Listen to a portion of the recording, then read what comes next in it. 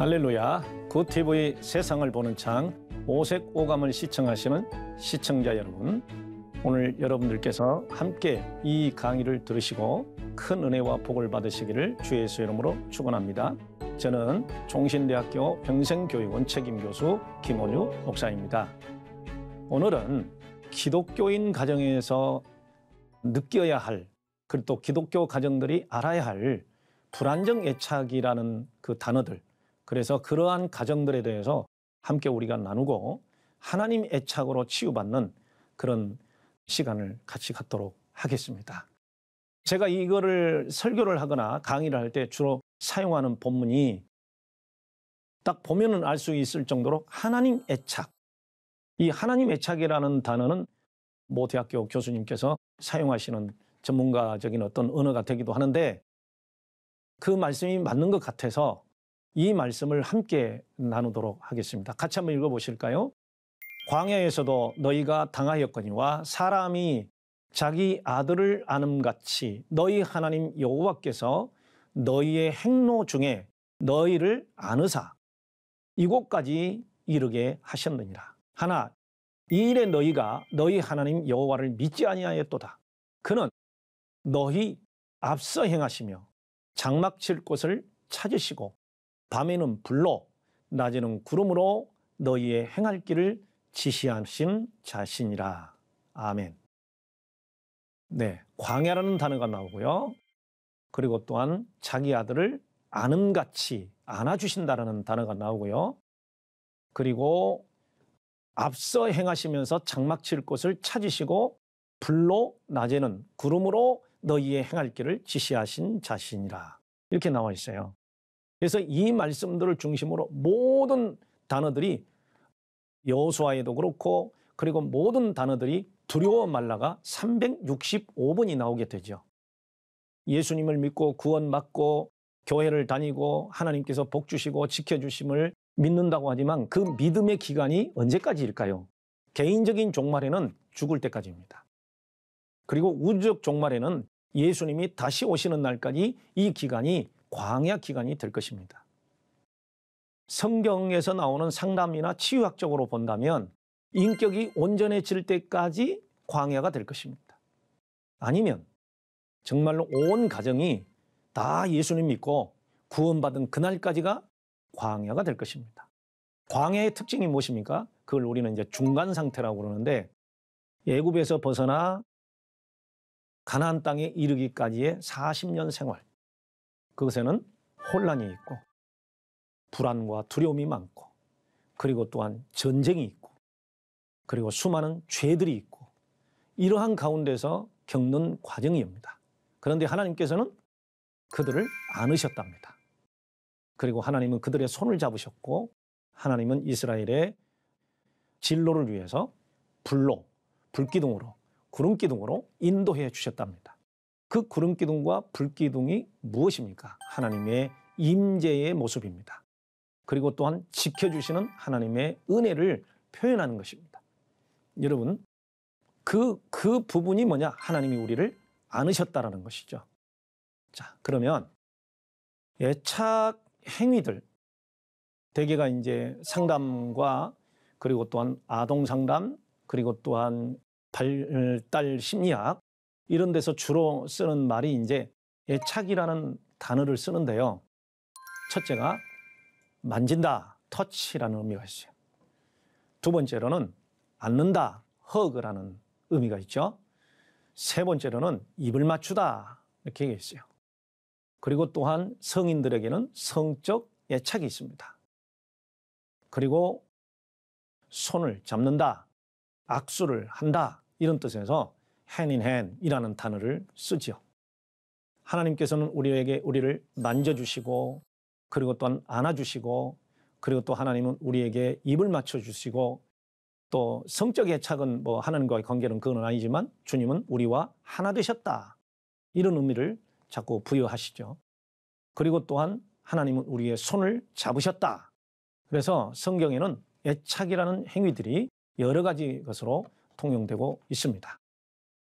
그러면 발달기 애착이 자녀에게 주는 여러 가지 영향들이 있는데 그 발달기 애착을 단계별로 본다면 영아기 때는 이제 젖 먹는 단계죠. 태어나서 약 1년 동안 그 영아가 원하는 것은 감각과 감정이 일치되는 기간이라고 그래요.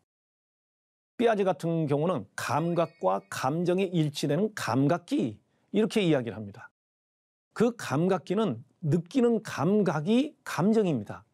그래서 배가 고프면 울고 그리고 배변이 마려울 때도 울고 엄마가 없을 때 무서우면 또 울고 어디가 아프면 또 울고 졸릴 때도 울고 그래서 한 가지 우는 것으로 전부 다 모든 것을 표현하는 그 감각기에는 엄마로부터 24시간, 24개월간 전인적 애착이 필요한 기간이다. 그렇게 이야기합니다.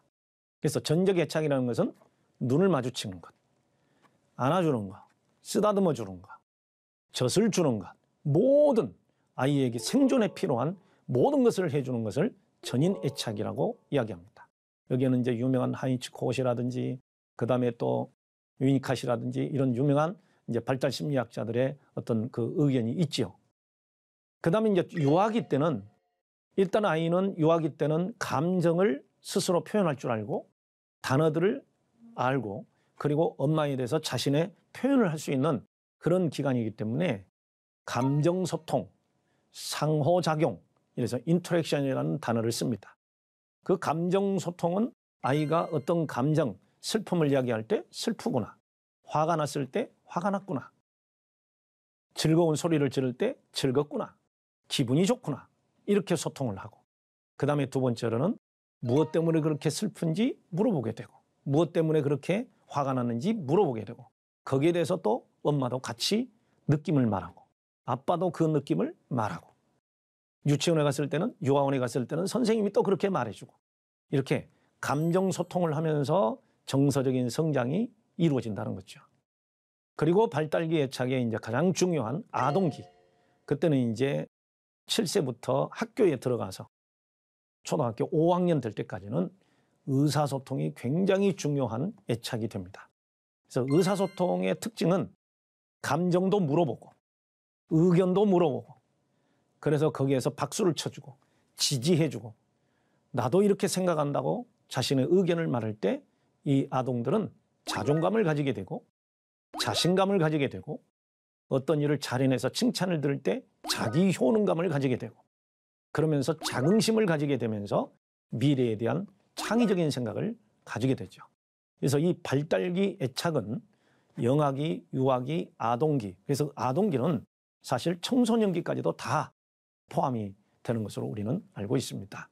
그렇기 때문에 여러분 이 발달기 애착이 잘 이루어지는 자녀들 그리고 또한 가정생활에서도 부부간에도 이 애착을 잘하는 부부가 행복하고 재미있는 통계가 숭실대학교 대학원에서 조사한 통계를 보면 부부간의 성인 애착과 그리고 또한 자녀 애착이 가장이 50대 이상이 됐을 때 연봉이 2배가 되더랍니다.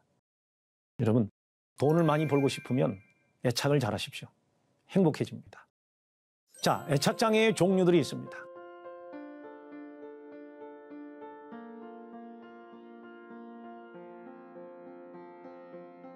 우리가 이제 애착이 이루어지지 않아서 생기는 어떠한 인격장애라든지 또한 질병이라든지 그리고 또한 아동들의 어떤 고통 이것들을 우리는 애착장애라고 그러는데 그 애착장애를 사실 어떤 이상심리학에서는 외상 후 스트레스 장애 속에 포함시켰어요.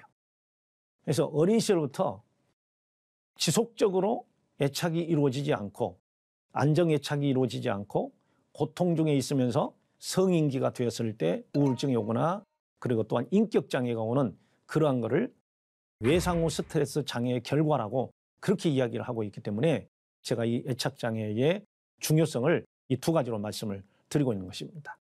애착장애가 생길 경우에를 두 가지를 불안정 애착이라고 합니다. 불안정 애착을 좀 어려운 말로 탈억제 사회 관여 장애. 그래서 이 탈억제 사회 관여 장애라고 하는 것은 어린 시절에 엄마로부터 아주 좋은 애착, 안정애착이 이루어지지 않을 때, 다시 말해서 그 애착은 허그, 안아주는 거거든요. 그 다음에 말을 잘 들어주고 눈빛을 맞춰주는 거거든요. 그리고 잘 놀아주는 거거든요. 그런데 이게 잘 안 이루어지면 다른 어떤 타인이, 전혀 모르는 타인이 잘 안아주고 칭찬 좀 해주고 눈빛을 맞춰주고 정서적인 공감을 해주면 과도하게 거기에 몰입이 돼서 친밀감을 표시하고 그냥 따라다니고 이러한 것들을 말합니다. 얼마 전에 오모 교수로부터 상담을 하는 것을 보셨죠? 좀 재밌는 얘기인데, 똥차가 됐던 폐차가 됐던, 방송 용어로는 맞는 말인지 모르겠지만 그분도 방송에서 하셨으니까, 똥차가 됐던 폐차가 됐던 나를 사랑해주면 그저 그것이 진짜 사랑인지 가짜 사랑인지를 모르고 그거를 채우기 위해서 과도하게 친밀하거나 집중하는 이러한 상태를 우리는 불안정 애착이라고 그렇게 말을 하는 것입니다. 그러다 보면은 이제 조기 성문제가 발생할 수도 있는 것이죠. 그 다음에 이제 두 번째로는 반응성 애착장애라는 것도 있습니다. 이 반응성이라는 말은 항상 어떤 환경에 의해서 주어진 자신의 방어나 반응의 모습들이 부정적으로 이렇게 고착이 됐을 때 그거를 반응성이라고 그러는데, 우울증도 반응성 우울증이 있고 내인성 우울증이 있다고 제가 전에 설명드린 적이 있습니다. 반응성 애착장애는 어린 시절에 부모로부터 학대, 유기, 방치, 또 이 사회로부터 어린 시절에 수용이 되지 못하고 불안정감을 주고, 그리고 고통을 받았을 때 지지대가 없을 때 죽을 것 같은 두려움과 불안에 시달렸던 어린 시절, 그 시절이 지나고 나면 이 아동은 늘 긴장하고 어떤 사람을 만나도 낯을 가리고, 특히 그 낯가린다는 그 기간이 만 9개월부터 시작이 되는데 그 9개월에서 5살까지가 낯가리는 기간이거든요. 그럴 때 버림을 받거나 학대를 받거나 방치를 당하게 되면 몸 신경 자체가 전부 다 긴장이 됩니다. 근육이 긴장이 됩니다. 심장이 긴장이 됩니다. 그렇기 때문에 불안하고 다른 사람을 대할 때도 늘 신뢰감이 없이 친밀감 없이 사회성이 부족하게 되고, 그리고 산만하고, 이 산만한 정신 소화 질환을 우리는 ADHD라고 그러죠. 그래서 AD는 주의력 결핍증, 그 다음에 HD는 과잉 행동장애, 하이퍼 액티브 디소더라고 그러니까 이 과잉 행동장애, 이 두 가지가 합쳐져서 ADHD가 되는데, 이 반응성 애착 장애를 가진 아이가 청소년기가 되거나 그리고 또한 아동기가 됐을 때 이런 문제가 발생을 하고, 이런 사람이 성인이 됐을 때는 인간관계가 굉장히 까칠하죠. 그러면서 이 반응성 애착 장애를 가진 자녀는 아동기나 청소년기에 이 또래 아이들보다 지적으로 발달하는데 한계가 올 수 있습니다. 마치 자폐에 걸린 것처럼.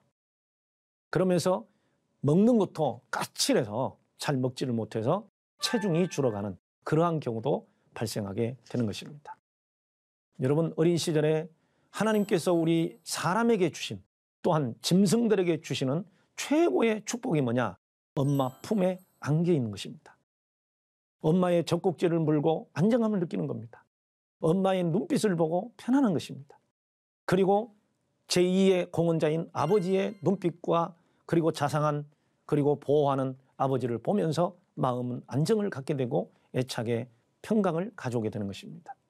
그런데 그렇게 하지 못하고 올 때 오는 이 고통들, 이런 것들을 우리는 애착장애라고 말합니다.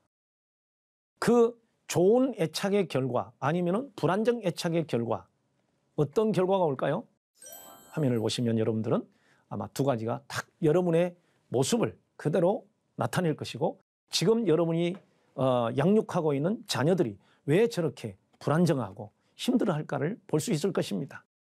안정애착은 심리적 안정감, 매사에 긍정성, 그리고 대인관계에서 친밀함. 그 관계에서 뭐 심리학, 신경생물학에서는 세로토닌이라는 말을 쓰는데, 신경 호르몬 세로토닌이 나와서 모든 감정을 편안하게 조절해 주는데 그 조절이 아주 뛰어나죠. 그리고 마음의 평안이 오죠. 자, 불안정애착은 어떻게 될까요? 불안정애착은 학대 그리고 또한 방치 유기에서 오는 것이니까 말 그대로 불안정하죠. 그리고 부정성이 많습니다. 모든 것이 부정적입니다. 그리고 거부감이 많습니다. 어떨 때는 과도하게 자기의 분노나 아니면 자기의 기분을 표현할 때가 많습니다. 그 내면에는 뭐가 있을까요? 공포감이 많습니다. 그 공포감은 버림받음에 대한 공포감인 것입니다. 여러분, 이러한 불안정성, 부정성, 거부감, 과도한 표현, 공포감이 있다 보면은 그 어린 시절에 불안정애착으로 오는 공포감은 3대 공포증이 오게 된다고 제가 전에게 말씀을 드렸죠. 특정 공포증.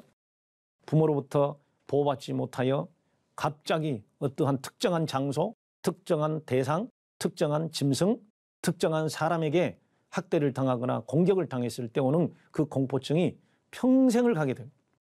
그 다음에 두 번째로 대인 공포증, 소위 말해서 광장 공포증이라고 그러죠. 낯선 사람이 있는 곳, 폐쇄 공포증, 그리고 지하철이라든지 대중교통 아니면 넓은 광장에 여러 사람이 모여 있을 때 오는 그 공황장애, 공황발작 이런 것들이 다 광장 공포증입니다. 그리고 세 번째로는 사회 공포증이죠. 여러 사람들 앞에서 발표를 하거나 학교에서 학습을 할 때 나와서 발표할 때 다 알고 있지만 앞에 나가면 식은땀이 나면서 공황발작이 일어나고 쉽게 말해서 다 까먹고 다 잊어버리고 벌벌 떨고 서 있는 그걸 이제 소위 말해서 이제 무대 공포증이라고 그러죠. 이렇게 사회 공포증, 대인 공포증, 폐쇄 공포증, 특정 공포증 이러한 세 가지 공포증을 가지고 있는 사람의 특징을 보면은 선천적으로 오는 경우도 있지만 거의 다 어린 시절에 겪었던 불안정 애착으로 오는 공포증이 많은 것을 우리가 발견할 수 있었습니다. 그럼 불안정 애착의 이유들을 다시 한번 정리해 보겠습니다. 오늘날 현실적으로 출산 휴가가 없는 기업들, 그리고 출산 휴가도 아주 짧은 기업들, 경력 단절이라고 그러죠. 어린아이를 낳고 나서 이렇게 일정 기간 동안 직업을 얻지 못하면 나중에 이제 또 직장 생활하는데 도움이 안 되니까 결국은 출산하고 나서 얼마 있어서 아이를 제2 양육자나 아니면은 양육기관에 맡기고 그리고 엄마가 이제 직장을 다니게 될 때 맞벌이 부부가 되죠.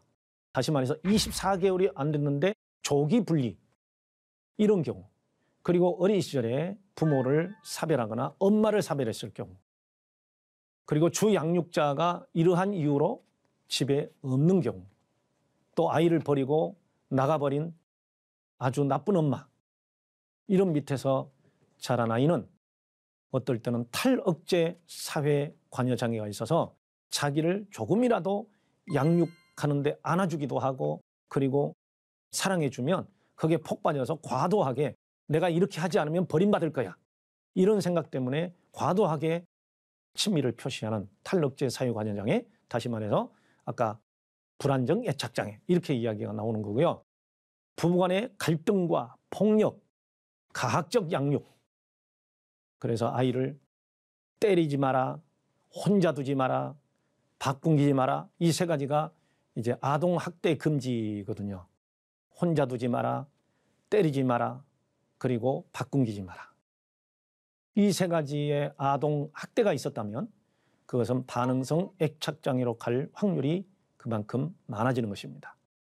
외국 선진 국가들은 이러한 아동 교육과 치유 사역을 이 세 가지의 학대를 절대로 방지하기 위해서 아예 모자 보건법 그리고 또한 아동 학대 금지법을 만들어서 이 세 가지가 3번 고발을 당하거나 고소를 당하거나 그렇게 될 때는 아예 이 아동들을 그 가정에서 빼앗아 가지고 다른 데 입양을 보내는 그런 최고의 방법을 동원하기도 합니다.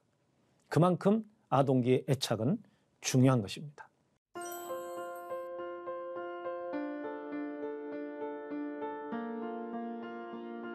성인기에 오는 여러 가지, 아까 3대 공포증을 이야기했지만 어린아이는 양육자가 쓸 때 무조건 불안하고 두렵습니다. 자기를 지킬 힘이 없습니다.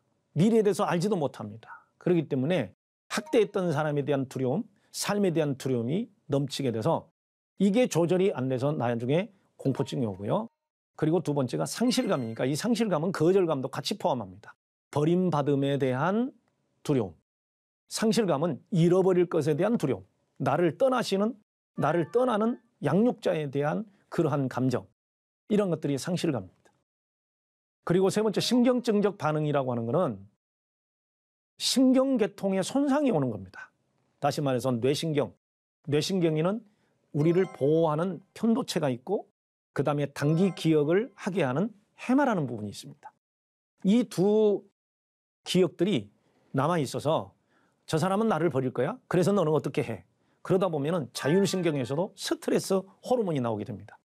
그 스트레스에 반응하는 호르몬이 아드레날린 아니면 코르티졸, 그 호르몬들이 부정적으로 과잉 반응을 보였을 때 신경증이 생기게 돼서 우울증, 편집증, 강박증 이런 것들이 생길 수가 있다는 거죠.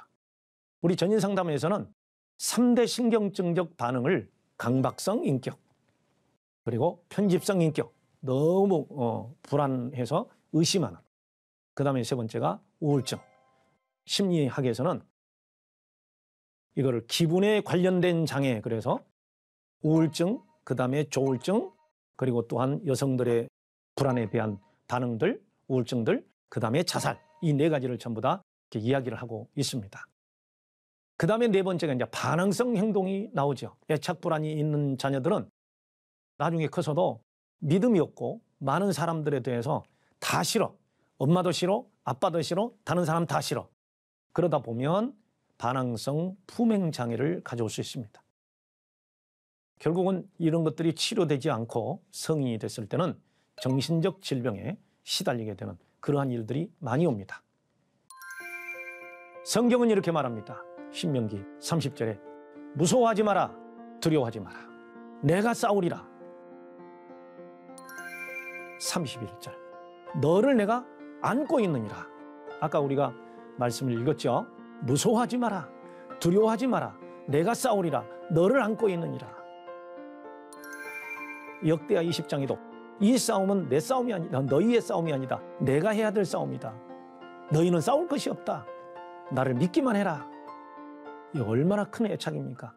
그래서 제가 전에 강조했던 하나님의 애착은 우리 사람과 도무지 의사소통이 안 될 것 같아서 예수님을 이 땅에 보내주신 도성인신, 하나님이 사람의 몸을 입고 오셨다. 이것이 최고의 애착이었습니다.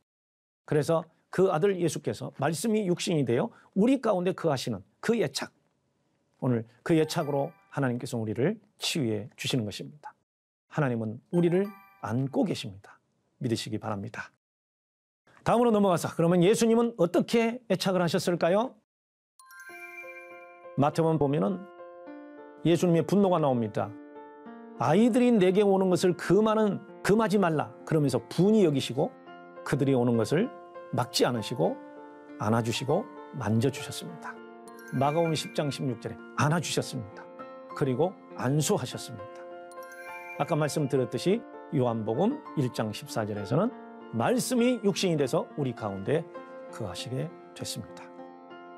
여러분, 지금까지 우리가 애착 불안에 대해서 강의를 들었는데 이 시청자 여러분, 인간의 관계에서, 부모의 관계에서 애착 불안이 있을 때 사실은 너무 힘든 것은 사실이지만, 그러나 지금 다시 우리가 어린아이로 돌아가서 엄마 품에 안기고 엄마 손잡고 할 수는 없지 않습니까?